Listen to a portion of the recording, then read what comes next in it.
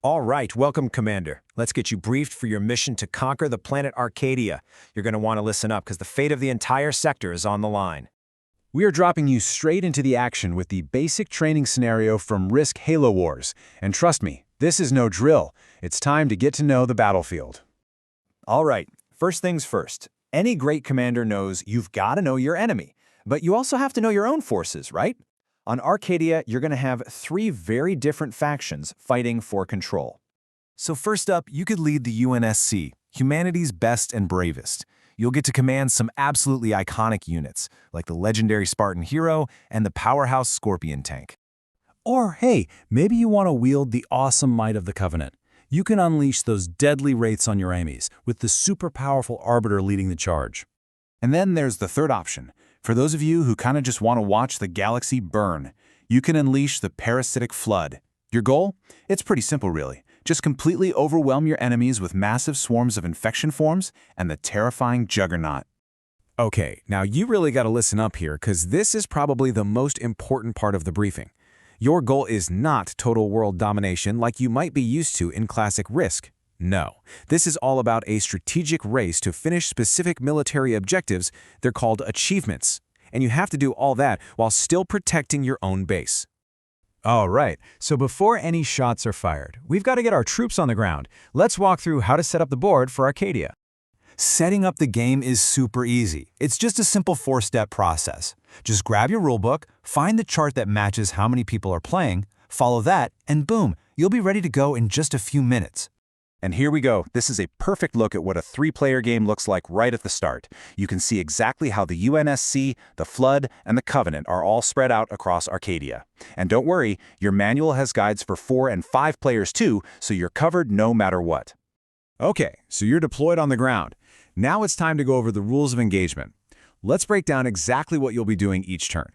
So, every single turn has 4 parts, 4 phases, and you have to do them in this exact order. Every time. It's kind of like a strategic checklist, you know? Just follow it, and you'll be on your way to leading your troops to victory. First up is the reinforce phase. This is where you get new troops. It's pretty simple.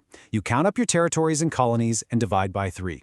Then you get bonus units for controlling whole sectors. You get an extra unit for every base you have, and you can turn in sets of cards for a massive boost in reinforcements. Lots of ways to get more boots on the ground. All right. Now we get to the really good stuff, combat. This is the heart of the game, right? It's where battles are won, territory is taken, and legends are made.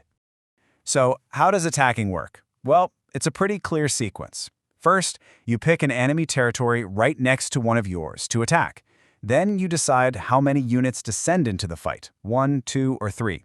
And then you roll the dice. The one thing you absolutely have to remember is that you must leave at least 1 unit behind in the territory you're attacking from. Can't leave it empty. And this right here is a perfect example of how combat rolls work. Now, what's really important is that you're not adding up the dice. You're just comparing the single highest die from each side.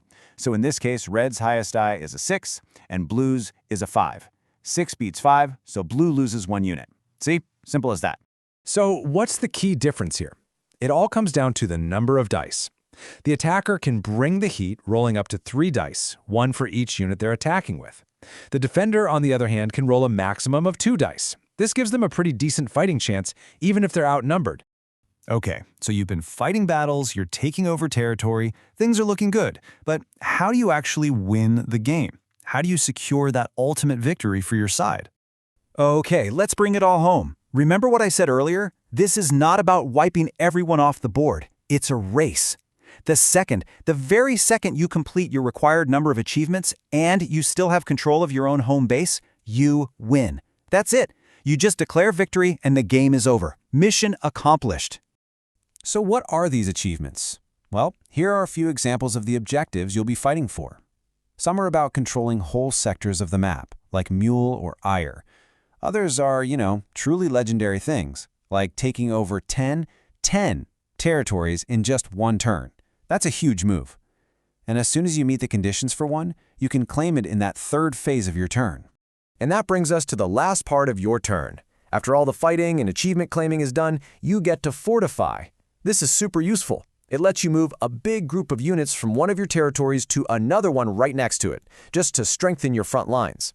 Oh, and if you manage to conquer at least one territory during your turn, you get a little reward. You get to draw one card.